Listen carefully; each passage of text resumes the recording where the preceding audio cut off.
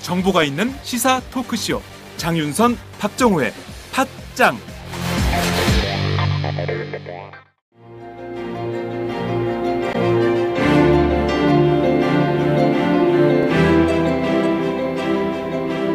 하우스 맥주 유행하는 거 보면서 집에서 내가 만든 막걸리 한 잔, 옛날 방식 그대로 만든 술 한 번쯤 꿈꿔보셨죠? 전통 발효의 원천 기술은 전통 누룩입니다. 누룩을 알아야 나만의 술, 식초를 만들 수 있습니다. 엄마의 농장 마마스팜으로 오세요. 전통 누룩과 우리술, 그리고 현미식초의 장인 안성권, 마용옥 강사가 여러분과 함께 그 길을 걷겠습니다.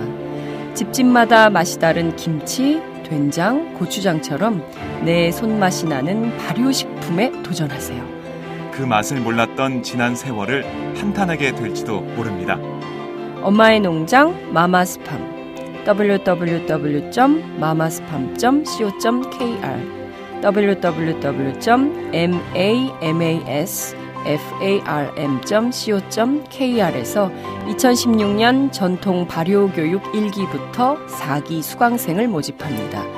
문의 전화는 010-5479-8075 010-5479-8075입니다. 5479-8075. 와우! 거래처 노총각 김대리 드디어 장가간대요. 축하 화한 보내야겠어요. 어디로 꽃 주문할까요? 꽃 주문은 꽃주문닷컴이지. 꽃주문닷컴요? 그럼 우리나라에서 축하화한, 근조화한 잘 만드는 꽃집이 다 모여 있어. 가격, 품질, 배송 전부 다 꽃주문닷컴. 전화번호부터 적어도 1544-6430. 꽃주문닷컴은 언제나 좋은 상품과 정확한 배송으로 소비자의 만족을 추구합니다. 팟캐스트 듣는 사람들끼리 서로 돕고 삽시다. 꽃주문닷컴은 팟짱을 후원하고 있습니다. 1544-6430 꽃주문닷컴 1544-6430. 꽃주문닷컴은 현재 회원사도 모집 중입니다. 전국에 계신 꽃집 사장님들 지금 당장 전화주세요. 꽃주문닷컴은 생산자, 유통자 모두를 보호합니다.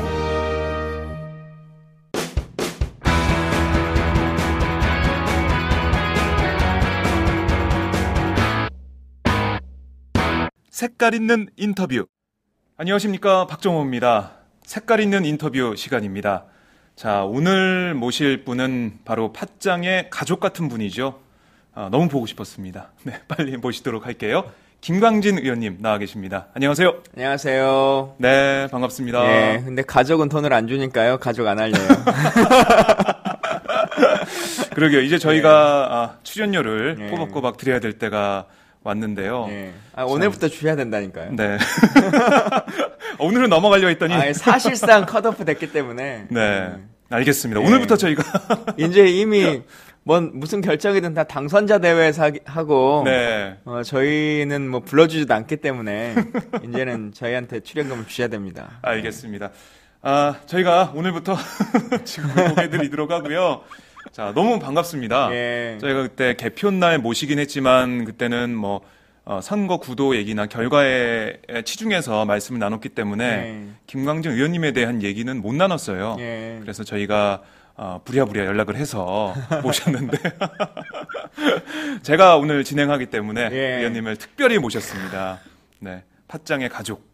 사실 팟짱 시작하게 된 게 제가 작년에 대신 진행을 하게 되면서 그렇죠. 시작이 대타로 된 거죠. 하실 때 맞아요. 네, 들어왔죠. 장윤선 기자가 건강상의 문제로 한 2달 정도 마이크를 놨을 때 제가 마이크를 잡았는데 그때 김광진 의원을 제가 팟짱에 모셨습니다. 잘했죠, 여러분? 네. 함성 한번 불러주세요. 네, 함성이 들리고 있습니다. 네. 감사합니다. 자, 저희가 유튜브를 통해서, 아프리카 TV를 통해서 생방송을 하고 있습니다. 그리고 페이스북을 통해서도 생방송을 하고 있는데요. 어디서 이 방송을 보고 계신지, 그곳 날씨, 그리고 어디신지, 그리고 의원님께 궁금하신 점이 있다면은 가감없이 질문을 남겨주시면 고맙겠습니다. 저희가 소개해드리고 대신 질문해 드리겠습니다. 페이스북 라이브가 처음에 네. 그 오마이뉴스 시작할 때 맞아요. 예, 여기 있는 화면에는 보이지 않는데 우리 섀도우가 몇 분들 계시잖아요. 근데 그렇죠. 가끔 얼굴에 비치는 우리 강신호 기자 그 그 아이폰으로만 된다 그래가지고 맞아요. 강 기자님 핸드폰 그 삼각대 여기다 세워놓고 맞아요. 여기다 이렇게 세워놓고 예, 하다가 전화 오면 끊기고 문자 오면 끊기고 막 그랬던 게 엊그제 같은데 네. 이제 불안정이 아예 있었어요. 카메라를 사셨네요. 좋은 걸로. 예, 이제 카메라 이 예. 방송이 페이스북과 연동이 돼가지고 페이스북에서도 안정적으로 지금 방송이 나오고 있습니다. 예. 잘 나오고 있죠? 여러분들이 네. 보내주신 10만인 클럽의 힘으로 이렇게 예. 되고 있습니다. 감사합니다. 네, 고맙습니다. 자, 뭐 네덜란드에서 지금 새벽 2시인데 보고 계신 분도 계시고요. 그것과 관련해서 저한테 항의하시는 분들이 있어요. 아, 그래요? 왜 꼭 해외에 있는 사람만 읽어주냐. 네. 아, 그렇군요. 저희가 그랬나요? 맨날 김광진 의원 집토끼 잘 지키라고 하면서 그 해외에 있는 사람만 너무 중심적으로 막 얘기한다. 알겠습니다. 네, 잘 얘기해 주세요. 네. 네. 아, 저희가 반성하고요. 자, 우리 순천에 있는 분 빨리 손 들어주세요. 네, 순천에 황기 있는 작가님, 네, 국내에 계신 분들도 많이 소개해 주시기 바랍니다. 자, 이렇게 팟짱, 오늘은 김광진 의원과 함께하고 있는데요. 친정 같으시죠? 오시면은 이제 뭐. 그렇죠. 뭐 네, 여기는 너무 편하죠? 방송이라고 하는 느낌보다는 편하게 제가 예. 뭐 요즘은 매주 나오지는 않습니다만 그주 좀 쌓여놨던 거 시민들한테 하고 싶은 말 좀 전하는 공간 뭐 이렇게 네. 생각 들기도 하고요.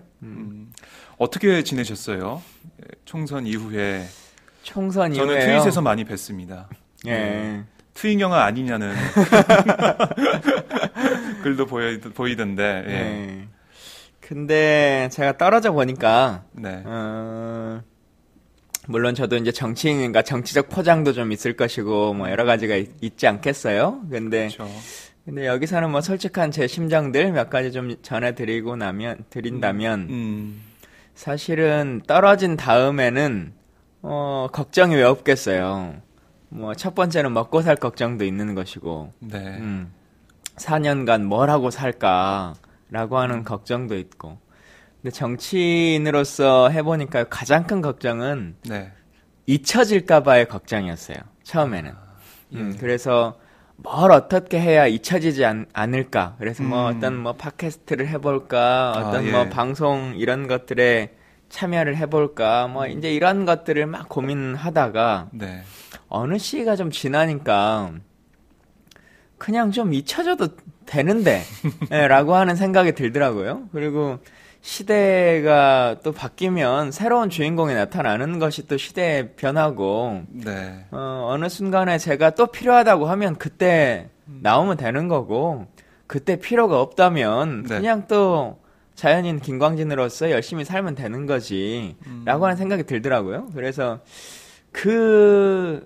뭐 욕심이라고 할까요? 갈구라고 할까요? 그런 거는 좀 많이 줄었어요. 그래서 요즘은 그냥 편하게 좀 있어 보려고 최대한 뭘 안 해보려고 하는 중이고요. 그래요. 그래서 뭐 방송 들어오는 거 뭐 하는 거 뭐 이런 거 다 좀 거절하고 있고 정기적으로 하는 건 가급적으로 좀 안 맞고 있어요.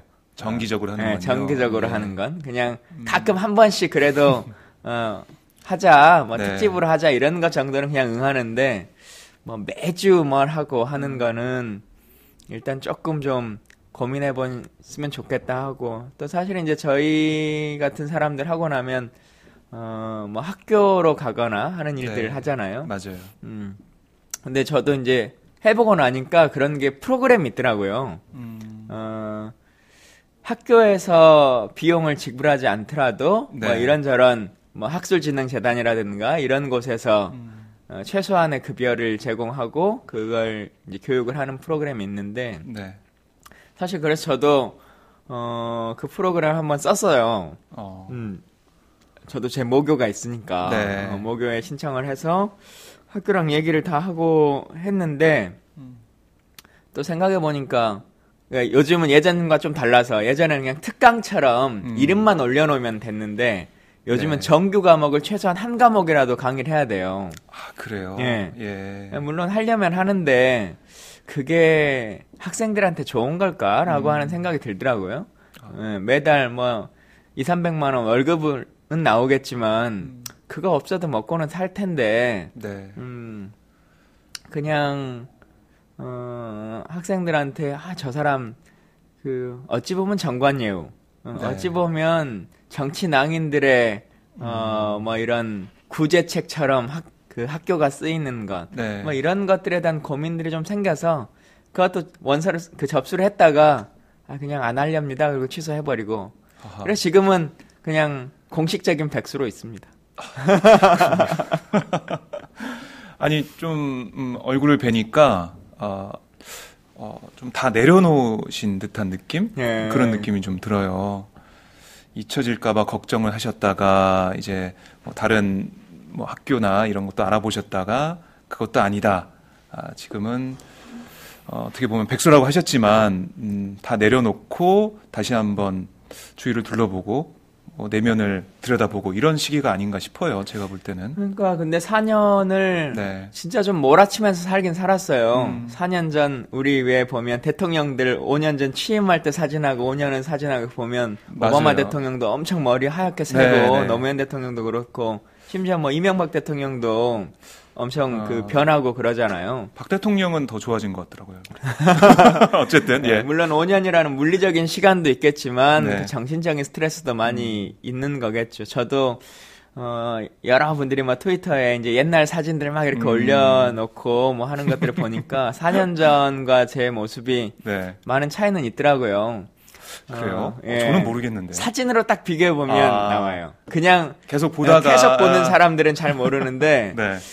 그래서 제 자신이 참 몰아치면서 살아왔다는 생각도 좀 들고, 그리고 실제로 국회의원 전에도 제가 보는 20, 30대가 그냥 뭐 순탄한 사람들은 아니어서 네. 내 자신을 좀 돌이킬 수 있는 시간을 가졌으면 좋겠다 이런 생각도 들고, 또 해보니까요, 그래도 명색이 국회의원이라고 하는 것을 했으니까 네. 사람들이 이것저것 저한테 묻는 것들이 있잖아요. 그렇죠. 뭐 세상에 대한 이야기도 그렇고 뭐 한데 국가에 대한 고민들도 그렇고. 근데 모르는 게 너무 많아요. 네. 너무 겸손하신 거 아니에요? 아니요. 국방위원회라고 하는 것만 제가 4년을 했기 때문에 네. 뭐 국방 분야야 뭐 누가 물어봐도 웬만한 장군님하고 얘기를 해도 뭐 뒤지지 않을 만큼은 얘기할 수 있다고 자부해요. 그런데 뭐 대한민국 경제가 어떻게 될 것 같으냐. 구조조정 문제도 구조조정 있고 문제는 여러 가지 어떻게 할 경제적인 문제가 거냐. 지금 있는데. 뭐 돈을 찍어내는 이런 네. 것들에 대해서는 뭐 어떤 문제가 야기 될 것 같느냐라고 하면 사실은 전 잘 몰라요. 네. 예. 그런데 어디 이런 토론회를 나가고 하면 제가 무슨 군사 전문가는 사실 아니니까 그런 것에는 부르지 않잖아요. 네. 그러면 사회 전반에 대한 대한민국 구조에 대한 고민들을 얘기를 해야 되는데 그게 결국은 저의 지식이 아니라 네. 그냥 그때그때 언론에서 나왔던 것들 중에서 내 성향과 좀 잘 맞는 언론들의 몇 개를 그냥 스크린에 가서 제 말인 것처럼 떠드는 거죠. 예. 그래서 그러면 안 되겠다는 생각이 좀 들더라고요. 그래서 경제 공부도 좀 해봤으면 좋겠다. 제가 이제 군사 외교, 그러니까 외치적인 거는 네. 제가 국방위원회 4년, 정보위원회 2년, 네. 뭐, 그리고 이 예결위도 잠깐 하고 네. 하면서 뭐 이런 것들을 어느 정도 공부했는데 내치를 못했어요. 그래서 내치 공부를 조금 네. 더 하려고 준비하고 있고요. 벌써부터 그 대권 도전 준비하시는 거 아닌지 외치와 내치를 함께. 저는 대권은 도전했다니까요. 아, 네. 예, 다만 이번 선거에는 나이가 안 돼서 예. 헌법 소원을 해야 되는데. 자, 오늘 팟짱에서 다시 한번 공식적인 대권 출마 의지를 피력을 하셨습니다. 기대하십시오. 예, 두려워하십시오. 그 후보자 여러분. 자, 이제 나이가 되면은 그때 이제 급부상 하시는 걸로 저희가 알고 있겠고요. 이렇게 채워나가는. 그것 중에 이런 거 사진은. 있어요. 예. 뭐 그냥 상식적인 걸로. 우리가 국회의원 출마하는 거는 만 25세잖아요. 네. 그건 법률에 정해져 있습니다. 근데 대통령 출마는 만으로 40이 돼야지 할 수 있거든요. 맞아요. 예, 근데 저도 하지 못해요. 예. 예, 법률에 의한 것은 법률에 있는 25세는 헌법 소원을 할 수 있어요. 예, 이게 헌법에 맞지 않다. 공무단 인권이나 이 대부분의 사람들의 행복 추구권에 맞지 않다라고 하는 것은 헌법 소원을 낼 수 있는데 네. 헌법으로 되어 있는 40세라고 하는 대통령 출마는 헌법 소원이 안 돼요. 헌법 자체니까. 헌법을 개정해야 되는 거예요. 예, 그래서 개헌을 하지 해야 않으면 불가능하게 되어 있는 거죠. 네, 상식 꼼꼼하게 예. 짚어주셨습니다. 제가 해보려고 그랬거든요. 근데 변호사들이 헌법소원의 요구 자체가 안 된다. 미리 알아보셨군요. 예, 그래가지고 안 됐습니다. 네. 이렇게 말씀을 나눠보니까 앞으로의 김광진이 더 기대가 되네요. 좀 더 강해져서 돌아올 수 있는 그런 시간이 되지 않을까 싶습니다. 예, 그리고 네. 제가 그동안 뱉었던 많은 거짓말들을 좀 지키려고 이 4년을 보내려고 하는데요. 어떤 게 있었나요? 저뿐만 아니라 대한민국 사람들 모두가 하는 거짓말인데, 네. 어쨌든 제가 사람들을 좀 많이 만나는 직업을 갖고 있으니까 아마 박 기자님도 비슷할 거예요. 네. 우리 언제 소주 한잔 합시다.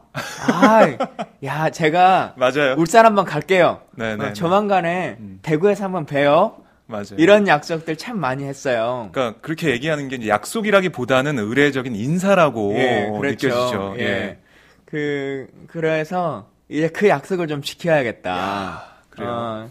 제가 그래서 쭉 적고 있어요. 문자랑 카톡을 네. 제가 하루에 카톡이나 문자가 참 많이 오니까 예. 자세히 못 보고 그냥 그때그때 필요한 답장만 하고 말았는데 뭐 요즘 시간이 좀 남으니까 네. 한 번씩 쭉 보면서 제가 그때 그러면 나중에 봬요 라고 했던 사람들을 쭉 적고 있어요. 야. 그리고 광진 노트라고 해야 될까요? 예, 거기다가 적고 있군요. 지역별로 만나야 될 사람들, 네. 뭐 술 먹자고 한 사람들, 뭐 커피 한잔 하자던 야. 분들 이렇게 쭉 정리하고 있으니까요. 예. 많은 분들이 기대하고 계시겠는데. 예, 찾아뵙겠습니다. 제가 전국 순회를 할 테니까 네. 그때 뵙겠습니다. 이러다가 365일 소주와 함께 이런 게 아닌가 싶은데. 근데 그거 아니어도 거의 365일 소주와 함께 보내서 아시다시피. 그렇습니다. 워낙에 자리도 많고 만나야 될 사람이 많기 때문에 그렇게 살아오셨는데 앞으로도 더 바쁘시겠네요. 참 근데 저희가 박 기자님 제가 만나자 그래도 잘 안 만나잖아요. 저요? 예. 그러니까 지난주에 한번 전화를 하셨잖아요. 제가 그때 바로 달려갔어야 되는데 선약이 있어서. 맨날 라오스 가자고 말만 제가 잡아놨어요. 박정호 기자 라오스 여행. 네, 제가 꼭 가겠습니다. 예. 제가 약속을 했잖아요. 예, 여러분 이거 제가 한 게 아니고요. 박정호 기자가 본인이 쓰신 책이 있어요. 네. 일상의 쉼표 라오스라고. 그래서 자기 책 홍보를 하려고 네. 저랑 같이 라오스를 가자고 저를 꼬셨는데 결국은 본인이 안 가셨어요. 예. 얼굴이 뜨거워지네요. 예. 여러분 그 책도 많이 사주세요. 예. 댓글을 좀 소개해 드릴게요. 제가 국내에 계신 분들 소개 안 드린다고 했더니 몇몇 분들이 남겨주셨네요. 관악구라고 하신 분, 사운드 마인드 매니저님, 날씨 좋네요. 오늘은 미세먼지 없는 듯 해서 관악구에서 보내주셨고요.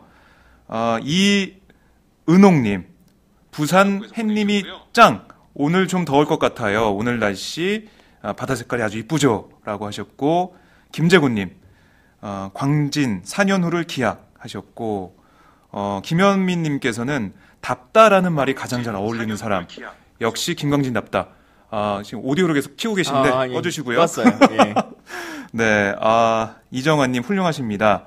홍은정님 겸손한 남자 같으니라고 하셨고, 참 호남은 김광진이 같은 인재를 키워라 제발 이런 댓글도 있고요. 전국이 아니라 전 세계를 누벼주세요라는 백신혜님의 댓글도 있습니다. 사실 이번 21일 날 네. 미국에서 좀 와줬으면 좋겠다. 라고 해가지고 뭐 LA하고 뭐 몇 군데 지역 이렇게 모임을 네. 만들어놨는데 왔으면 좋겠다 했는데 제가 그때 다른 일정이 잡아진 게 있어가지고 예. 어제 못 가겠다고 말씀을 드렸어요. 네. 죄송하게 생각합니다. 6월부터는 한가하니까요. 여러분 많이 좀 불러주세요. 전 세계 어디든. 전 세계 어디든. 대신 항공료는 주셔야 됩니다. 중요하군요. 예. 항공료는 지원이 돼야 된다고 합니다. 항공료와 숙박은 숙박까지. 해결해 주셔야. 강연료는 특별히 안 주셔도. 예. 알겠습니다. 자, 전 세계에서 보고 계시기 때문에 쇠도할 것 같습니다. 예. 전 세계로 뻗어나가는 김광진 의원님이 될 것 같고요. 자, 생중계를 원하시면 박종호 기자랑 같이 불러주시면 팟짱 생중계로. 예. 그럴까요? 예. 네, 알겠습니다. 자, 저희가 그래도 총선 얘기를 잠깐 하고 넘어갈게요. 김광진 의원님에 대한 말씀은 후반부에 다시 하도록 하고요. 이번에 덕헌 유세단 정말 대단했습니다. 정말 저는 의원님의 그 유세하는 모습을 보고 그것도 정말 대단하다 생각을 했는데 춤을 참 막춤 그걸 보고 이렇게 춤을 추시는구나라는 걸 느꼈고 그리고 머리에 뭐 화관을 쓰시고 뭐 올라가셔가지고 유세차기에 올라가셔서 페이스북 라이브 중계도 하시고 여러 가지 모습을 보여주셨어요. 몇 군데를 돌아다니셨죠 이번에? 저희가 덕헌 유세단이라고 하는 이름으로 다니기도 하고 또 네. 개인적인 걸로 다니기도 하고 또 워낙 이제 덕헌 유세단을 원하는 팀들이 많아가지고 네. 아시는 아시는 것처럼 사실은 이번 선거의 특성 중에 하나가 저희 당의 문제가 유세를 갈 만한 사람이 없어졌어요. 네, 생각해 보시면 예. 부를 만한 유세단이 없는 거예요. 혹은 유명한 정치인이 잘 없는 거예요. 네. 사실 뭐 당대표도 최근에 오셨으니까 뭐 그렇게 인지도가 높은 분도 아니고 그랬죠. 그리고 뭐 예를 들면 박영선 의원이라든가 신경민 의원이라든가 뭐 여러분들이 몇 분 계셨지만 또 여러 가지 좀 문제들도 네. 생겼고 또 본인 선거에 수도권들이 워낙 맞아요. 치열해졌기 네. 때문에 선거구에서 벗어나기도 쉽지 않은 상황이었고 뭐 그러다 보니까 실제 유세단이라고 하는 것 자체가 없는 거예요. 그래서 덕헌 유세단이 막 하루에 13군데, 15군데 막 이렇게 다녔어요. 그러니까 네. 어느 순간에 가면 뭐 전북 어디를 가서는 두 팀으로 나눠서 누구는 익산역에 어디 가고 누구는 예. 뭐 전주 어디 이렇게 가고 뭐 이제 이런 식으로까지 막 하게 됐고 네. 그래서 덕헌 유세단이 저희 산하기구가 있어요. 덜컨 유세단이라고. 그건 또 뭐예요? 거기 이제 율동팀 하는 대학생 친구들. 덜컨 그래서 유세단. 그 친구들이 매번 저희한테 하는 말이 예. 저희 새우잡이 어선 같아요. 어딘지도 모르고 그냥 내리라 그래가지고 내리면 가끔 춤추고 내려서 춤추고 자다가 자다가 내려 얼른 이거 다 도착했어 그래가지고 또 춤추고 한다고 그럴 정도로 농담하고 했는데 실제로 저희들이 정심 식사 시간은 아예 공식 시간이 없었어요. 그 시간에 유세를 해야 되니까. 네. 그때가 한참 피크잖아요. 맞아요. 사람들도 많고. 예, 그래서 처음에 한 7일 정도는 네. 아예 밥을 식당에서 앉아서 먹은 적은 한 끼도 없어요. 다 7일을 내내 김밥으로 그냥 이동 중에 버스에서 먹었고요. 예. 그러다 보니까 이제 일주일 하니까 너무 사람들이 지치는 거예요. 그럼요. 그래서 체력이 최소한의 바닥나죠. 생존권을 보장하라. 라고 해가지고, 네. 끝나고 1시부터 1시 반까지 밥 먹는 시간. 먹자. 예. 근데 1시 반까지 먹고 움직여야 되니까 그냥 금방 먹을 수 있는 뭐 어떤 거 먹고, 네. 그렇게 보름을 넘겼는데요. 여러 가지 의미가 있었던 것 같아요. 일단, 떨어진 사람들이 그렇게 했던 것도 그 자체가 의미가 감동이었어요. 있었던 것 같고 네. 근데 이게 어찌 보면 매 선거에 작용할 거라는 생각은 들지 않아요. 왜냐하면 이번 선거의 특성 중에 하나가 탈당과 분당과 뭐 경선 불복 이런 것들이 워낙 극심했던 거기 때문에 그것에 네. 대한 반대급부로 그 사람들에 대한 호응이 좀 컸던 것 같고 음. 또 이제 떨어진 사람들이 개인적인 좀 인기가 있었던 사람들이야 정청래 의원이라든가 뭐 네. 김빈 대표라든가 뭐 이런 분들이 그런 것들에 대한 작용도 좀 있었던 것 같고요. 네. 그러나 그건 있었던 것 같아요. 이제 덕헌 유세단이라고 하는 공적인 그런 걸 제외하고 개인적으로 봤을 때 그 사람이 진짜 떨어지니까 네. 흔히 원숭이 나무에서 떨어져도 원숭이인데 정치인은 그 선거에서 떨어지면 사람도 아니라고 그런 말들이 있잖아요. 네. 근데 그런 느낌들이 몰려오는 건 사실이었어요. 경선 딱 떨어지고 나니까 네. 그런 여러 가지 것들이 있었는데 육체적으로 피곤해지니까 잊어요. 저희가 이제 정청래 의원이랑 전화 뭐 이제 몇몇 네. 분들 가끔 소주 한잔 하고 뭐 얘기하면서 하다가 다 그 얘기를 하거든요. 약간의 멘탈에 문제가 생기는 시기가 중간중간 왔는데 네. 몸이 피곤하니까 그냥 자는 거예요. 그렇게 버틴 거죠. 개인적으로는 서로가 서로를 네. 그런 시기였던 것 같아요.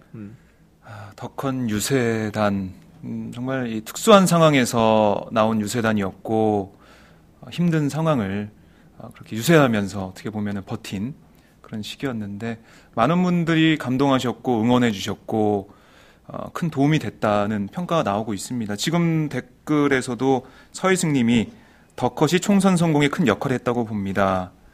컷오프 당한 사람들이 딴 후보 밀어주겠다고 뭉쳐 다니는 모습에 국민들이 어찌 감동 안 하겠습니까? 라고 하셨습니다. 근데 가시는 곳마다 후리지아를 받으시더라고요. 예. 예. 왜 이렇게 꽃을 많이 받으셨어요? 집에 뭐 후리지아 이렇게 키우시고 이러시는 거 아니에요? 막 꽃밭치고 막 그런 거 아니에요? 그러니까요. 근데 그 후리지아 뿌리로 있는 후리지아를 받았으면 키웠을 텐데 네, 다 꽃다발? 이제 절화로 받았기 예. 때문에 근데 다 그걸 제가 제 방 사무실에 이렇게 말려서 네. 보관해 놓고는 있는데요.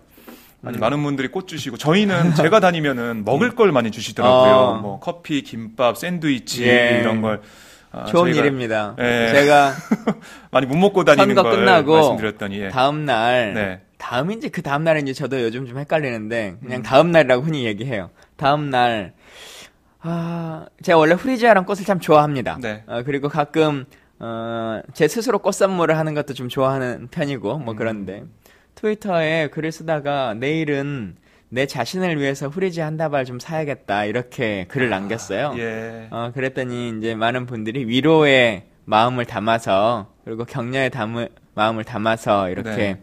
만날 때마다 그 후리지아를 선물해 주십니다. 제가 항상 후회하는 게 있어요. 네. 그날 트위터에 내일은 나를 위해서 금송아지를 한 마리 샀어야 된다. 이렇게 썼어야 되는데. 예. 제가 그래서 격한 유세단이 네. 버스를 타고 다니면서 눈물 그 나네요. 많은 분들이 그 버스 네. 안에 있는 분들이 매번 이제 후리지아를 받아오니까 예. 그 빨리 네. 그냥 초콜릿을 받고 싶다고 써라. 트위터에 바로 아니 후리지아 말고 먹을 걸 달라고 써라. 그리고 아니면 지역별 특산물을 좀 달라고 해라. 네. 왜냐하면 광주를 가도 김밥 주고 뭐 네. 목포를 가도 김밥 주고 대구를 가도 김밥 주고 그러니까 예, 뭔가 좀 오늘은 뭐가 먹고 싶어요. 네, 뭐가 아니, 끌리네요. 뭐 부산 가면 씨앗 호떡도 유명하다는데 뭐 이렇게라도 좀 써라. 그러면 간접적으로. 누가 예. 씨앗 호떡이라도 하나 좀 주지 않겠느냐. 네. 막 그렇게 농담 삼아 얘기하기도 하고. 근데 그게 정말 큰 위로가 됐어요. 곳곳에 사실은 그 시기까지는 이렇게 좀 마음을 내려놓기 전 상황이거든요. 근데 사람들이 좋아해주고 사랑해주고 네. 라고 하는 것을 명확하게 이제 증명해주는 거잖아요. 그렇죠. 그래서 그 마음들과 씀씀이들이 네. 그리고 사실 자기 돈 들여서 그걸 한다는 게 뭐 단돈 그럼요. 쉽지 얼마라도 않죠. 예. 쉬운 일이 아니고 또 사실 후리지아를 살려면 그냥 초콜릿은 가까운 편의점에서 사면 되는데 김밥은 네. 후리지아는 꽃집을 찾고 뭘 하고 하는 또 시간이 필요해요. 예. 그 마음들 잊지 않고 다 잊고 그 힘으로 버텼다는 것 같아요. 고맙고 감사합니다. 후리지아로 버티셨군요. 그렇죠. 예. 아니 그러면은 자 이제 뭘 받고 싶으세요? 공개적으로 생각이 안 나요. 이제는 돈을 받아야죠. 이제 많은 분들이 저한테 물어보는 것 중에 하나가 뭐 네. 총선 평가 얘기를 더 해야 되긴 하지만 앞으로 어떻게 할 거냐라고 하는 얘기들 많이 하시는데요. 맞아요. 제가 들었던 이제 평가 중에 가장 가슴 아픈 말이기도 하고 또 어찌 보면 뭐 그래도 수긍하는 말이기도 한 것 중에 하나가 어떤 언론에서 제 4년을 이제 평가하면서 한 네. 줄로 요약한 게 청년 비례를 뽑아놨더니 좋은 국방위원 하나만 남았다 이렇게 평가를 한 언론이 있어요. 예. 물론 약간 그 언론은 비꼬는 언론이었어요. 그 내용은. 그런데 저는 그 객관적인 평가이기도 했다고 생각합니다. 제 스스로가 생각하기에도. 예. 그래서 원래 어쨌든 국회라고 하는 공간이 상임위원회 중심으로 돌아가기 때문에 저에게 부여된 소임이라고 하는 것 자체가 그런 일들이었고 네. 사실은 제가 당내에서 청년과 관련한 역할을 맡지를 못했어요. 청년위원장도 한 번도 못했고 그것도 의외네요. 예, 청년위원장도 못했고 물론 선거에서 떨어졌으니까 못하기도 했습니다만 또 청년과 관련한 어떤 뭐 특이라든가 뭐 이런 것도 하지를 못했고 네. 이상하게 좀 그렇게 됐어요. 의정 활동 중에서 청년들을 위해서 좀 이거는 내가 잘했다. 자랑할 만하다. 이런 게 좀 있을까요? 저는 근데 예. 의원으로서의 청년들 관련한 역할들은 충실히 했다고 생각해요. 물론 이제 사람들이 생각하는 청년의 기준과 제가 생각하는 청년의 기준이 좀 달라서 그럴 수는 있겠습니다만 단순하게 보면 이런 거죠. 65만 명의 군인 중에 44만 명이 20살 초반에 20대 초반의 청년들이에요. 그렇네요. 그분들의 처우를 개선하는 일이 제가 아니었으면 바뀌었을까? 그건 청년 문제가 아닌 것인가? 라고 하는 것도 있는 거죠. 정말 소외된 청년이네요. 예, 당내의 선거와 관련한 여러 가지 뭐 혁신안을 만드는 구성에 있어서의 역할들 그런 것들도 다 청년과 관련한 문제들이고요. 네. 근데 여튼 그러더라도 어쨌든 제 스스로도 혹은 외부의 평가에서도 완벽스럽지 않기 때문에 청년 정치라고 하는 것을 좀 만들어 나가는 그리고 네. 다음 세대를 준비하는 정당의 모습을 만드는 그런 사단법인을 하나 만들려고 해요. 아, 사단법인을요? 그래서 그걸 지금 신청을 안행부에 여놨는데 어떤 이름으로 신청하셨나요? 더불어함께 연구소라고 하는 이름으로 네. 만들었어요. 그래서 이제 그 일을 좀 하려고 하기 때문에 거기에 좀 많은 후원을 해주시기를 부탁드리고 그걸 가지고 제가 생각하는 청년 정치의 교육들 근데 단순하게 정당들이 보면 무슨 정치 아카데미 2박 3일 이런 거 한두 번 하고 보좌관 캠프 뭐 이런 거 한두 번 하고 이제 끝내요. 네. 근데 사실 청년들 중에서 정당 활동만을 하려고 하는 사람이 있는 것뿐만 아니라 예를 들면 미술을 하는 청년들이 있을 수도 있고 네. 시를 쓰는 청년들이 있을 수도 있는 것이고 음악하는 분도 있고 밀떡도 있고 뭐 여러 가지 경제 관련한 분들도 있고 뭐 그럴 거 아니겠어요. 예. 그런 분들에 대한 각각에 대한 고민들을 같이 좀 하고 할 수 있는 것들도 좀 길을 좀 찾아봤으면 좋겠다. 다양한 청년들이 다양한 시선에서 네. 청년들을 위한 그런 연구소라고 사회 문제에 관심을 가질 수 있도록 예를 들면 음악이나 미술 같은 경우도 어떤 법률들이 청년들이 참여하기 어렵게 만들고 있는 것인지를 같이 고민하고 또 대안을 마련하고 또 예를 들면 국회라고 하는 공간도 그림 전시회 같은 걸 이렇게 꾸준하게 할 수 있거든요. 네. 근데 그런 것을 의원실들을 통해서 이제 제가 대관을 직접 할 수 있는 위치가 안 되니까 다른 의원실들 통해서 항상 대관을 한 달에 한 번씩 잡아놓고 매번 이렇게 참여를 할 수 있게끔 해주는 프로그램도 만들고 네. 또 사실 그동안 청년 정치 아카데미나 이런 것이 저는 이제 지역에서 평생을 살았으니까 수도권 중심주의로만 돼 있어요. 항상 서울에서 그걸 해요. 맞아 여의도에서. 좀 지역에서도 그런 것들을 육성할 수 있는 프로그램들을 만들었으면 좋겠다라고 하는 일들을 좀 해보려고 합니다. 그래서 많은 분들이 좀 후원해 주시고 그걸로 제 월급도 받아갈 생각입니다. 제가 그 월급 얘기를 왜 드리냐면요. 월급을 안 받아가면 종편에 나가서 뭘 벌이를 만들어야 될까? 뭘 해서 돈을 벌어야 될까라고 하는 고민을 할 수밖에 없어요. 저도 가정이 있고 생활인인데 그 고민에서 자유로워지고 싶어요. 그래서 여러분들이 후원해 주시면 거기에서 정당한 정도의 급여를 갖고 충실하게 제 역할을 좀 해보면서 말 그대로의 정치 낭인이 아니라 떨어졌지만 시민과 함께하는 정치인의 삶으로 당당하게 좀 보여드려보고 싶어요.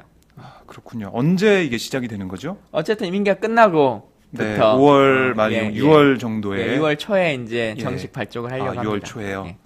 네, 더불어 함께 연구소 기대가 됩니다. 청년들만 가입할 수 있는 건가요? 아니죠. 그런 거 아니죠? 일단 박정호 기자님이 첫 번째 후원자로. 네. 제가 이제 청년이 아닌 것 같아서 가입할 수 없나 했는데 가입을 할 수 있군요. 기쁩니다. 자, 저희가 김광진 의원과 말씀을 나누고 있는데 많은 분들이 또 댓글로 참여 계시네요. 개인 사무실 어디로 정하셨는지 알 수 있을까요?라고 하셨는데 이 말씀으로 답이 된 것 같고요. 군인들 90%가 청년이다라는 말씀도 있고 건강검진 하시나요? 이런 댓글도 있는데 건강관리 잘 하시다는 그런 의미인 것 같습니다.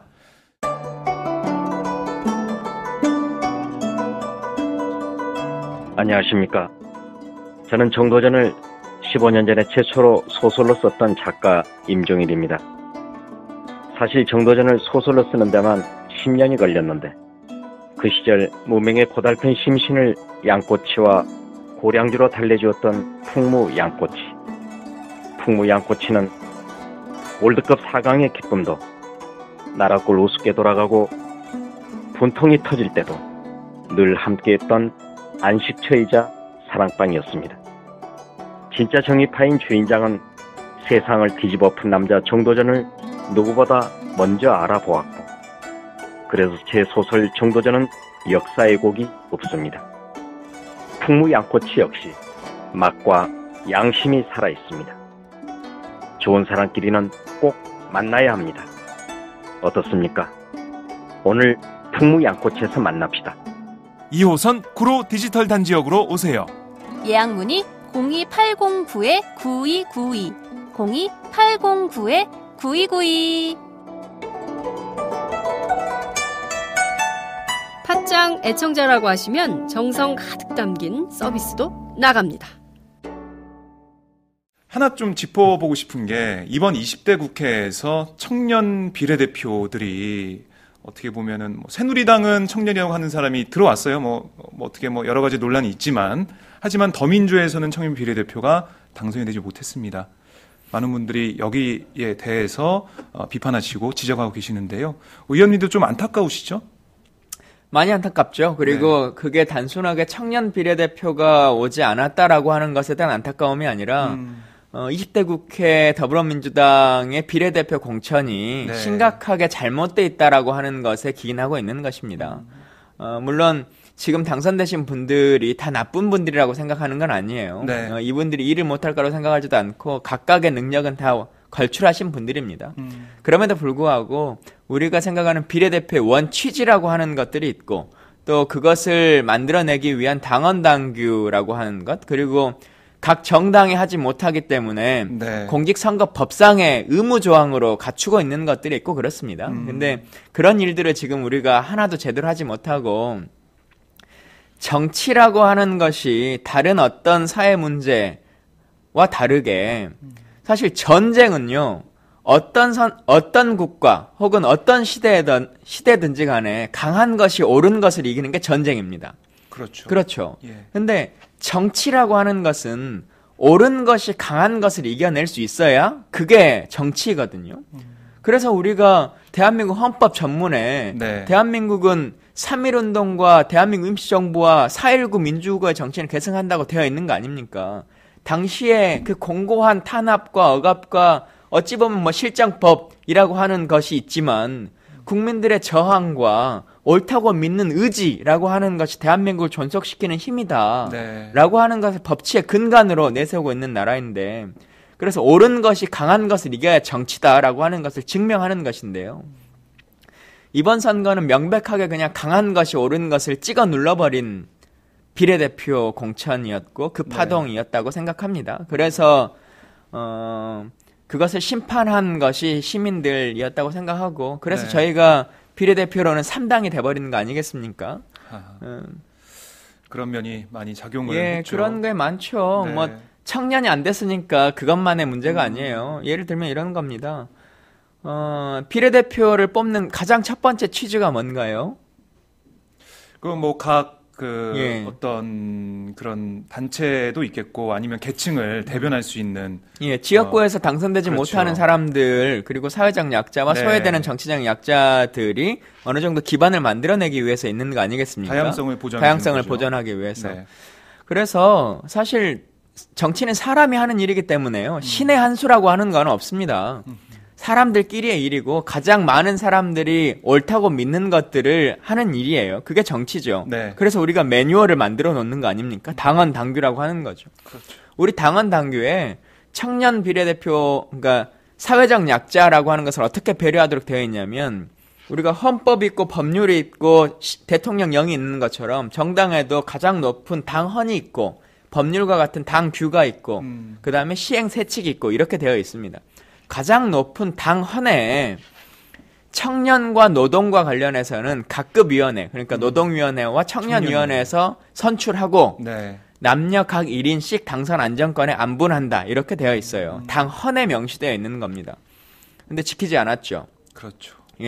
청년은 아예 빼버렸고요.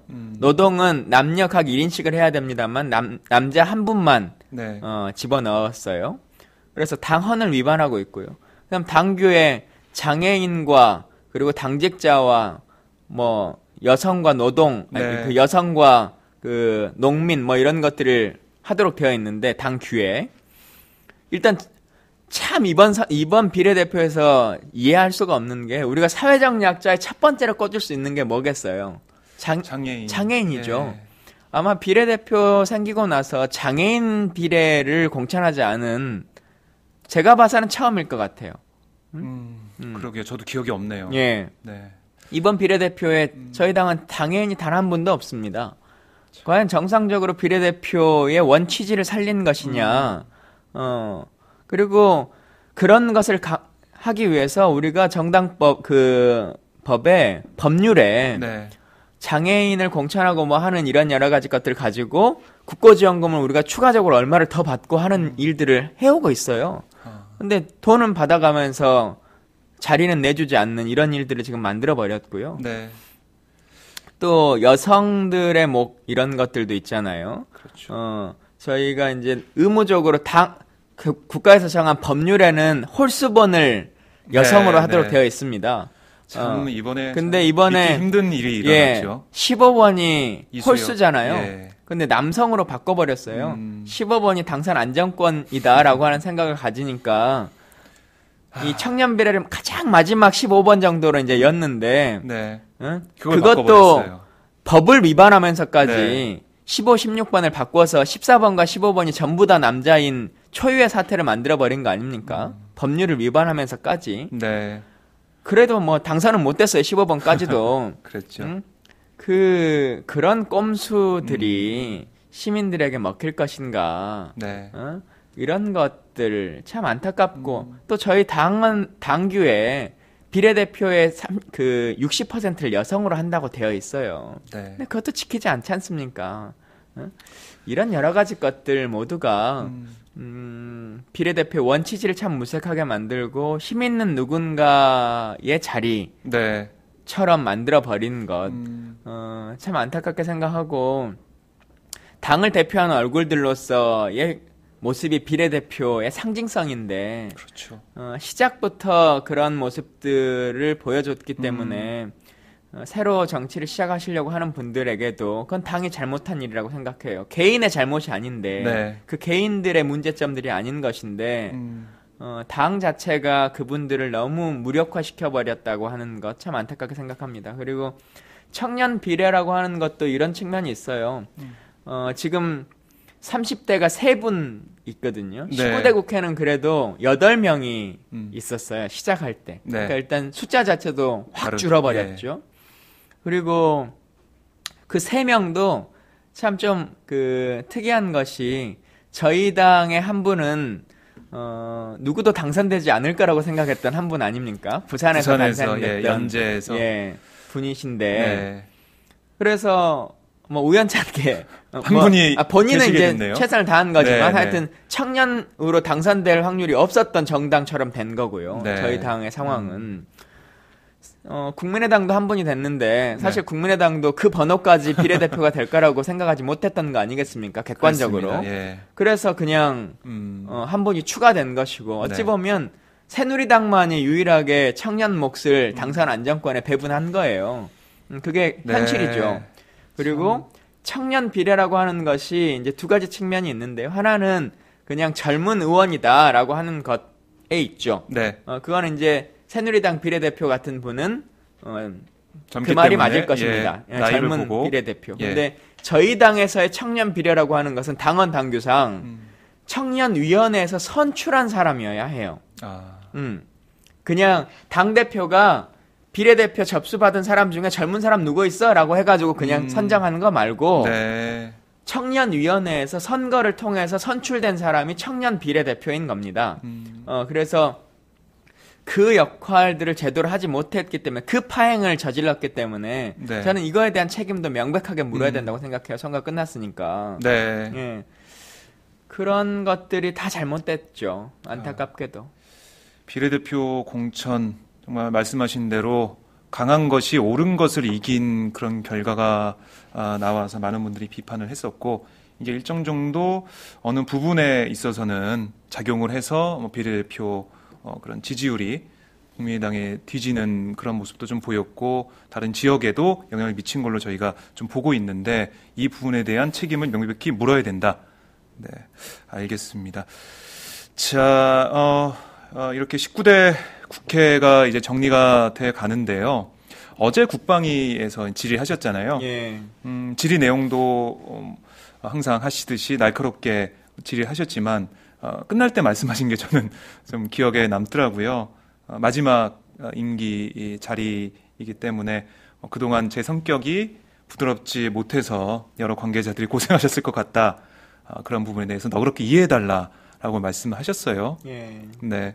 그러니까 뭐 한민구 국방장관도 그동안 김 의원이 국회 국방에서 활동하며 청년들의 목소리를 대변하고 날카로운 지적으로 국가 발전에 기여했다라고 얘기를 하면서 어떻게 보면 훈훈한 그런 모습을 예. 봤어요. 사실은 뭐 네. 발언 시간이 제가 다 썼기 때문에 장관이 굳이 답변하지 않으셔도 상관없는 건데 장관께서 뭐 그 인사까지 해주셔서 고맙게 생각합니다. 근데 진짜로 그렇죠. 뭐 각자가 생각하는 뭐 애국의 방식, 뭐 국방위에서는 애국이라는 말을 참 많이 쓰니까 예. 국가를 위한 헌신 이런 얘기들을 이제 많이 하는데요. 제가 생각하는 옳다고 믿는 국가의 헌신의 방식이 다르고 군인들이 생각하는 방식이 또 다르지만 둘 다 맥은 같습니다. 각자의 네. 방식이지만 다 국가를 위해서 일하는 것이죠. 그러다 보니 어찌 보면 좀 힘든 일들이 있었겠죠. 네. 저희가 다른 방들에 비해서 자료 요구도 정말 많고 대면 보고도 많고 네. 또 묻지 않는 것들도 많고 뭐 하기 때문에 있어 보시면 국회 상황을 아시겠지만 매번 그 해년마다 비슷비슷한 내용들이 나오는 것들이 있어요. 맞아요. 예. 그런 안보 통계들. 주시고, 예. 예. 그런 것들은 있는 통계니까 그 해의 것만 업그레이드를 시키면 돼요. 네. 근데 저희 같은 사람들은 전혀 안 물어봤던 것들을 통계를 요구하잖아요. 새로 만들어야 되죠. 예, 그러니까 통계를 새로 만들어야 되는 네. 거죠. 그래서 이제 뭐 그런 여러 가지 것들에 대한 어려움들도 있었을 거고, 또 저희도 이제 군 생활할 때 보면 아무리 좋은 사람이 와도 높은 네. 사람이 부대에 오면 안 좋죠. 그렇죠. 학교에서도 그렇고 그렇지. 청소해야 돼요? 것처럼. 청소해야 아유, 되고. 기억이 납니다. 근데 저 군대 사실 있을 때 그 청소한 거 치약으로, 아무도 안 보는데 치약으로 침상 예, 닦고 왜 막. 그렇게 청소하는지 모르겠어요. 예. 아무도 보지도 않는데. 근데 제가 부대 방문도 참 많이 했거든요. 예, 현장 다녀보고 예. 병사들 만나고 뭐 이제 이런 것들 했으면 좋겠다 싶어서. 근데 진짜 현장을 가면 답이 있어요. 네. 현장에서의 목소리가 있고 현장을 가보면 느끼는 많은 것들이 있어요. 그러면 노쿠기순 뭐 그 현장도 예. 정말 대단했죠. 예, 그래서 다녀오시고. 그런 것뿐만 아니라 각각의 사람들이 우리 대한민국에 군 생활한 사람들이 네. 가장 어려운 부대가 어딘 줄 아세요? 자기가 나온 부대. 그렇습니다. 맞죠? 예. 맞췄습니다. 자기가 나온 부대가 제일 어려운 부대예요. 근데 그게 말이 맞습니다. 네. 예를 들면 여기 여의도 한가운데 가장 높은 빌딩에도 군인들이 꼭대기에 있어요. 그 부대에서 발칸을 들고 항상 예. 경계를 서고 있습니다. 근데 이 바람 불 때도 서 있거든요. 네. 얼마나 그 60 몇 층이 바람이 심하겠어요. 그렇죠. 그러니까 서울에 있다고 해도 예, 힘든 거죠. 그 산악용 그 뭐죠? 이 체인 같은 걸 어. 묶고 있어요. 날아가니까요. 예. 근데 남들이 보면 이건 전방도 아닌데 뭐가 어렵냐 하지만 사실은 정말 어려운 게 네. 아예 저기 뭐 멀리 인제나 이런 데로 가버리면 그냥 부대에 있으니까 좀 다른데 파주 인근, 일산 인근 네. 뭐 이제 이렇게 있으면 도심에 있는 사람들이 다 눈에 들어오잖아요. 맞아요. 다 그러니까 보이죠. 그게 더 힘들고 예를 들면 해운대 근무하는 친구들 생각해 보세요. 네. 예, 다 남들은 휴가 오는 지역을 지키고 있는 것도 다 힘들거든요. 네. 그럴 때 어떻게 할 것인가. 제가 또 예전에 노쿠기순 벌어지고 나서 한 부대를 갔는데 해병대의 한 부대를 갔어요. 네. 근데 거기 갔더니 해병대 한 친구가 저한테 무슨 얘기를 하냐면 민원이 있으면 얘기를 해보세요 라고 이제 이렇게 얘기를 했더니 밥이 너무 작아요 이렇게 얘기를 하는 거예요. 밥이 적다. 양이 너무 작아요. 적다. 네. 근데 사실 우리 밥이 항상 남아서 버리거든요. 그 요즘은 자율배식 아닌가요? 이게 자율배식이기도 하고 밥은, 예. 총량으로는 음식이 많이 남아서 네. 매년 버리는 음식을 어떻게 할 것인가가 어. 골칫거리 중에 하나예요. 근데 어떻게 그런 여긴 일이 너무 있었죠? 밥이 적어요. 이렇게 얘기를 하는 거예요. 예. 근데 그래서 확인을 해봤더니 아까 말씀하신 자체적으로 취사를 가능한 정도의 부대 규모가 되는 것들 이런 것들은 괜찮은데 네. 이제 소규모의 부대들 있잖아요. 저 전방에 있는 부대들. 거기는 네. 이제 밥을 부식이 해서 따로 오는. 1인당 네. 뭐 몇 그램씩 식량을 해가지고 밥을 만들어서 이제 배달해 주니까. 아, 배달을요? 예. 사실은 100명이 있으면 좀 밥 안 먹는 사람도 있고 휴가 간 사람도 있고 뭐 하니까 적당히 남잖아요. 유도리 있게. 맞아요. 예. 항상 남아요. 100인분은 항상 남을 수 있어요. 네. 근데 5인분을 해가는 음식은 남을 수가 없어요. 예. 처음 알았네요. 예, 저는. 그런 예. 문제가 있더라고요. 그래서 이제 그걸 제도를 개선했어요. 네. 예. 그런 것처럼 현장을 현장에 가보면 가봐야겠네요. 예, 답들이 있어요. 아, 참 그렇게 4년 동안 정말 현장 군부대 힘든 그래서 곳을 누비셨죠. 그런 부대를 다니면서 뭐 청소하고 뭐 하고 하느라고 고생하고 뭐 했던 분들 그 고생 예. 있고 어려움이 있었겠지만 어쨌든 그것도 또 제가 그리고 여러분들 후임으로 오는 분들의 삶을 바꿔내기 위한 하나의 노력이었다고 생각이 좀 좋겠고 네. 또 국회에 있으면 가장 좀 걸리는 것 중에 하나 그런 거예요. 어쨌든 군인분들도 다 가정이 있고 직장이 있고 한 분들인데 네. 어쨌든 누군가의 책임을 물어야 되는 일들이 생겨요. 뭐 녹구기준 사건이든 사이버 사령부든 네. 뭐 사이버 사령부는 명백하게 범죄 행위였으니까 좀 다릅니다만 녹구기준 사건은 어찌 보면 그 사단장이 아니더라도 벌어졌을 어떤 네. 일들이잖아요. 시스템의 대한민국 문제. 시스템의 문제인 예. 것인데 그래도 누군가에겐 책임을 묻고 뭘 해야 되는 일들이 벌어지니까 네. 그분은 또 진급에서 누락될 수 있는 여지가 있고 뭐 이제 이런 것들이 쭉 생기잖아요. 그리고 그렇게 장군들은 그나마 어떻게 갔는가라고 하는 걸 저에게 추적이라도 하지만 그때 있었던 뭐 행보관 아니면 부사관 뭐 이런 분들은 저희가 추적도 못하고 이후에 군 생활이 어떻게 됐는지 가정은 어떻게 됐는지라고 하는 것들을 다 확인하지 못하잖아요. 그리고 그것에 대한 사과도 제대로 하지 못하고 그래서 그런 것들에 대한 포괄적인 네. 사과의 마음은 진심으로 드립니다. 예. 그런 깊은 뜻이 담겨 있었네요. 참 저희가 말씀을 쭉 나눠보면서 19대 얘기도 정리를 하고 그리고 앞으로 어떻게 지내실지 이것도 좀 여쭤보고 있습니다. 많은 분들이 댓글로 함께하고 계시는데요. 이지율 님이 4년 후가 정말 기대됩니다 하셨고요. 여러분 꼭 4년만 기다리지 마세요. 그렇죠.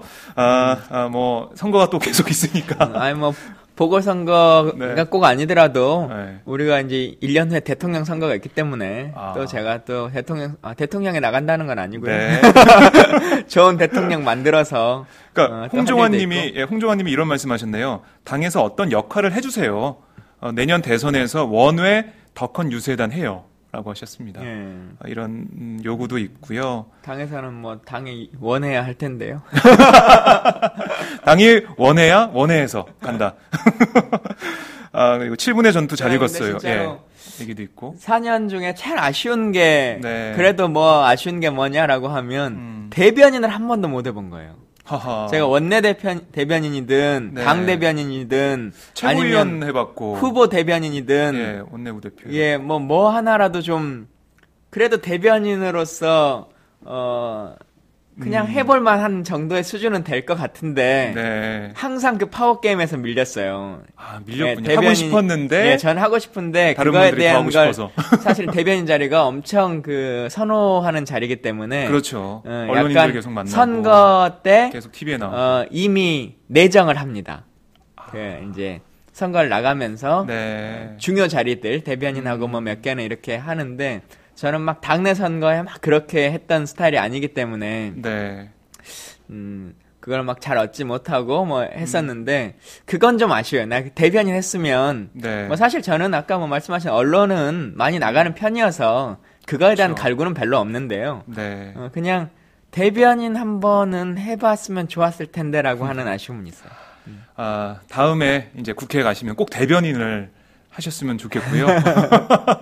많은 시청자분들이 네, 대통령 후보 대변인 해야죠. 이제 1년 남았네요. 예. 1년 남았는데 그때 다시 또 전면에 나설 수 있을 것 같고요. 그 전에라도 계속 저희가 얼굴을 뵀으면 좋겠고요. 이거 제가 여쭤보고 싶더라고요. 지금 어버이 연합 이 문제가 정말 의혹이 계속 커지고 있습니다. 청와대, 국정원, 정경련, 어버이 연합, 사과 커넥션 의혹도 더민주에서 제기를 했고요. 어떻게 이 결과가 나올지 주목이 되고 있는데 사실 어버이연합 문제와 어떻게 보면은 좀 당사자로서 좀 관심 가지고 보실 것 같아요. 왜냐면 화형식 이런 것도 당하셨었잖아요. 예. 제가 그 사각 커넥션의 네. 뭐 핵심 인물은 아니더라도 어쨌든 주요한 대상 중에 한 명이었던 사람이지 않습니까? 그렇죠. 시기에는. 네. 그래서 잘 아시는 것처럼 뭐 어버이연합으로부터는 뭐 수많은 공격을 당했고 뭐 화형식 능지처참 뭐 1인 시위 예. 뭐 별걸 다 당했고 또 국정원의 댓글 부대와 관련해서는 검찰이 그 공소장으로 범죄 이력한 거에 제 이름이 뭐 A4로 6페이지 정도 나오니까요. 예. 그렇게 하고 사이버 사령부 댓글 부대에도 김광진을 공격하라는 공격문이 있을 정도로 있는 거 아니었습니까? 네. 그리고 뭐 새누리당으로부터는 윤리위 제소도 됐고 국회의원 해임안도 본회의에 뭐 법안도 발의가 되고 뭐 이런 상황으로 국회 생활을 했었는데 하루에 뭐 많을 때는 60몇만 개씩 악플도 받으면서 살았던 사람입니다. 근데 예. 물론 그 커넥션 충분히 예견되고 예상됐었던 일인데 저희가 잘 밝히지 못했어요. 안타깝게도. 네. 그리고 저는 지금 제일 안타깝게 느끼는 게 지난번 제가 세월호 국정조사 할 때 네. 그 일정 정도의 비용을 가지고 소위 찌라시 언론들에게 돈을 주고 기사를 써달라라고 했던 그 이메일 네. 이게 이제 나왔던 게 있지 않습니까? 그랬죠.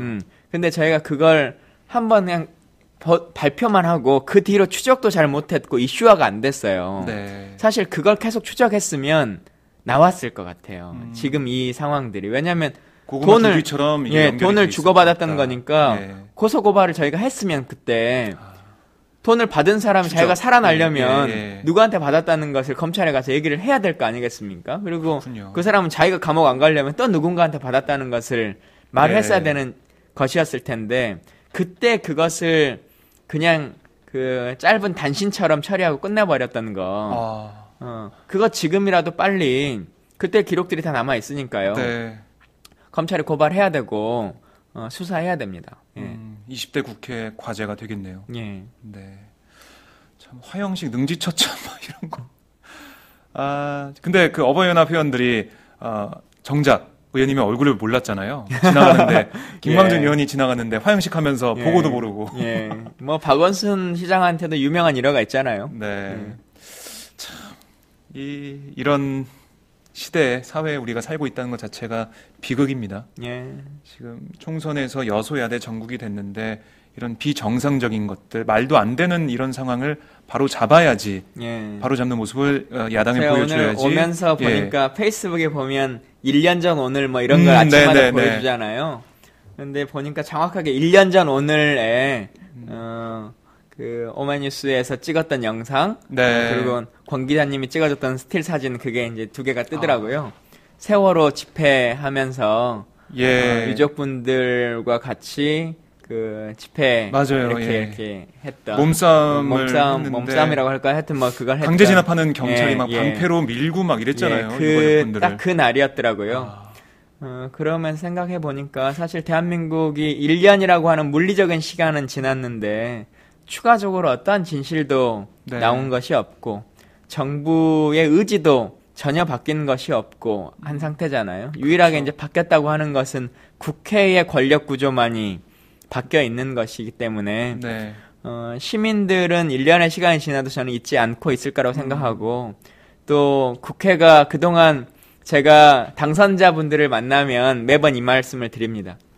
사실 19대 국회 하면서 제 스스로 부끄러웠던 얘기이기도 하지만 그래도 면피 중에 하나가 새누리당이 과반을 넘어가지고 우리가 다수당이 아니기 때문에 네. 라고 하는 이유를 들어서 사람들에게 면피를 했다. 근데 이제 20대 국회에 계신 분들은 그 면피를 전혀 할 수 없는 구조다. 네. 이제는 소수 정당이어서 그리고 우리가 100석이 넘는 정당이지만 새누리당이 150석 이상이기 때문에 라고 하는 네. 얘기를 할 수가 없다. 인제는 해결해 주셔야 된다. 라고 하는 얘기들을 많이 드리는데요. 예. 그렇네요. 그 1년이 지난 이 시기에 이제 유일하게 바뀐 국회 권력의 모습을 네. 보여주셔서 그것을 통해서 우리가 집권의 길로 네. 정말 야당이 힘을 가지니까 일을 제대로 하는구나 네. 라고 하는 것을 증명해 주시는 게 20대 국회에 들어오신 분들에게 부여된 첫 번째 소명이지 않을까 싶습니다. 참, 이 말씀은 지금 20대 국회에 들어온 당선인들이 꼭 새겨 예. 들어야 될 그런 말씀인 것 같아요. 국민들이 지켜보고 있거든요. 국민들이 모르는 것 같고 네.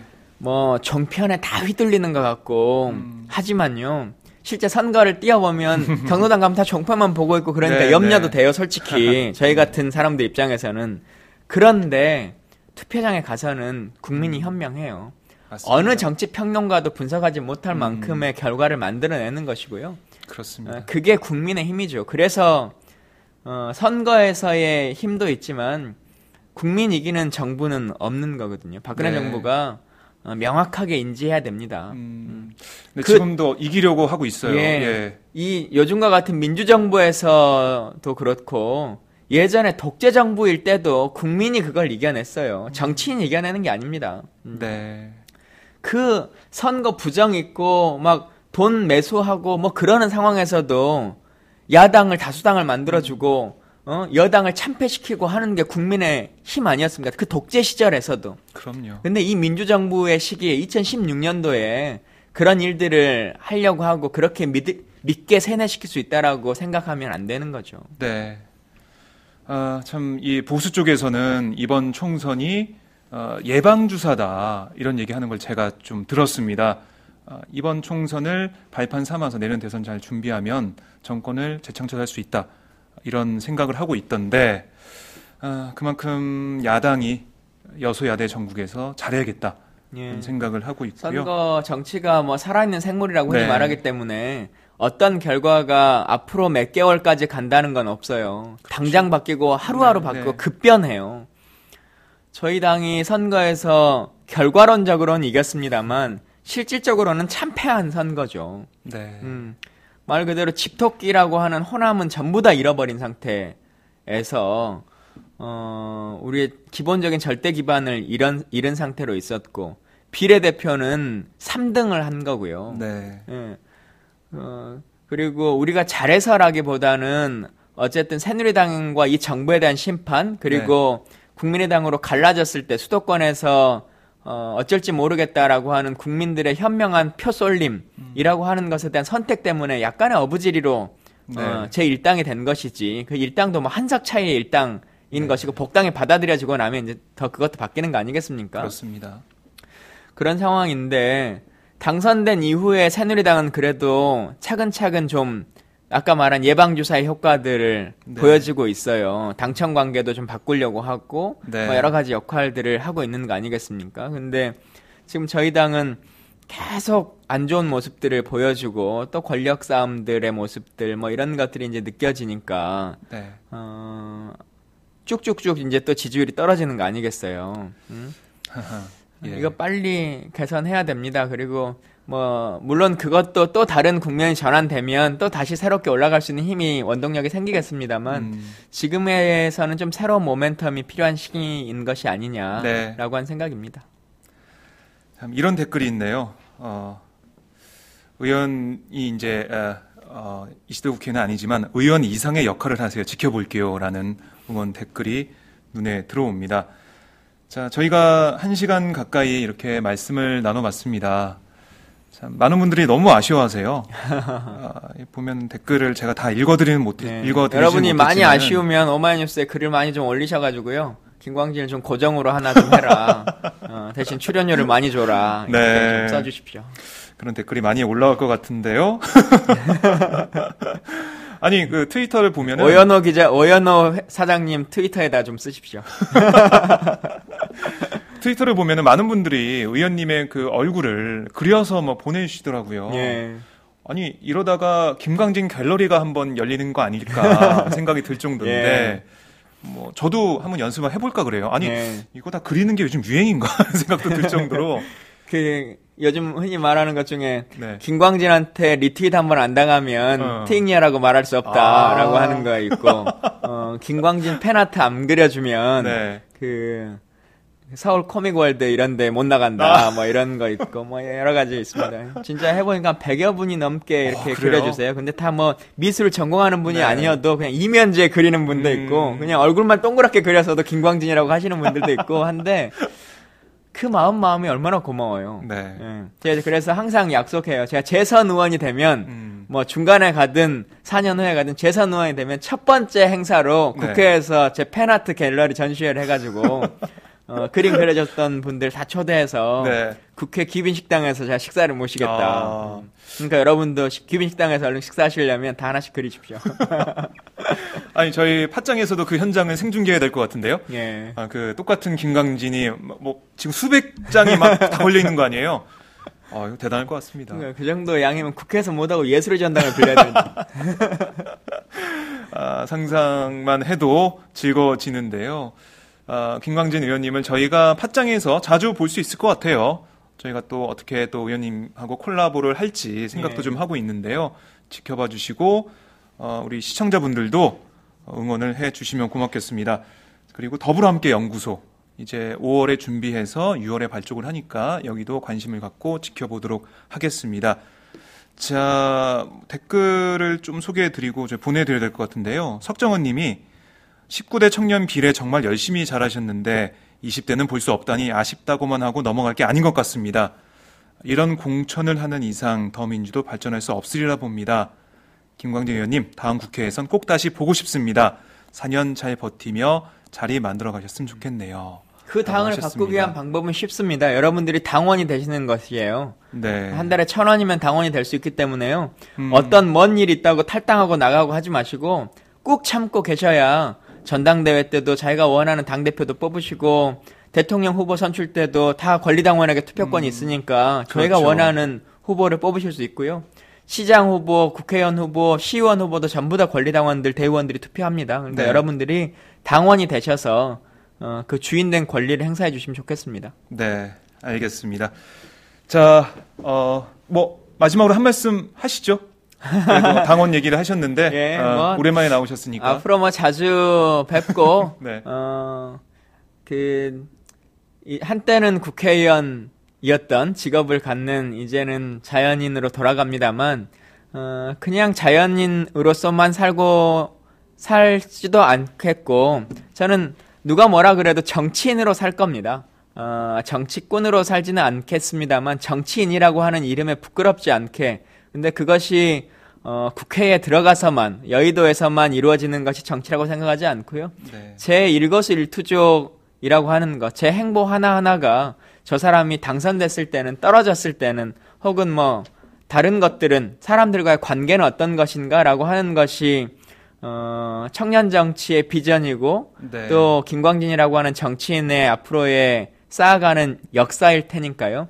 그 모습 아름답게 지켜봐 주시고 그 정치인 김광진이라고 하는 이름에 부끄럽지 않게 그리고 남들뿐만 아니라 제 자신에 부끄럽지 않게 충실하게 잘 살겠습니다. 여러분 곳곳에서 소주 한잔 했으면 좋겠습니다. 예. 네, 오늘 말씀 잘 들었고요. 저희가 또 조만간 다시 모셔서 말씀을 나눠보도록 하겠습니다. 예, 알겠습니다. 네, 고맙습니다. 네, 감사합니다. 오늘도 오마이뉴스 10만인 클럽 후원 회원님들의 발길은 이어지고 있습니다. 국민이 속지 않고 믿을 수 있는 언론을 기대합니다. 시민을 위한 언론 오마이뉴스가 진보 종편으로 꼭 성공하기를 빕니다. 시민들의 판단에 위한 충실한 진실 전달자가 되어주세요. 민주주의가 왜곡 후퇴하는 이 불의하고 참담한 현실이 하나하나 타개되길 소망합니다. 오마이뉴스를 믿고 응원합니다. 장윤선, 박정호의 팟짱 후원하시는 10만인 클럽 회원님들의 가입 동기입니다. 참 절박하죠? 오마이TV가 보수 정편이 외면한 진실을 생생하게 전달하겠습니다. 내 손 안에 스마트 진보 종편, 월 1만 원이면 됩니다. 지금 바로 전화주세요. 02733-5505, 내선 번호는 0번, 공용 핸드폰은 010-3270-3828입니다. 정권과 자본 앞에 할 말하는 당당한 오마이TV. 팍팍 밀어주세요!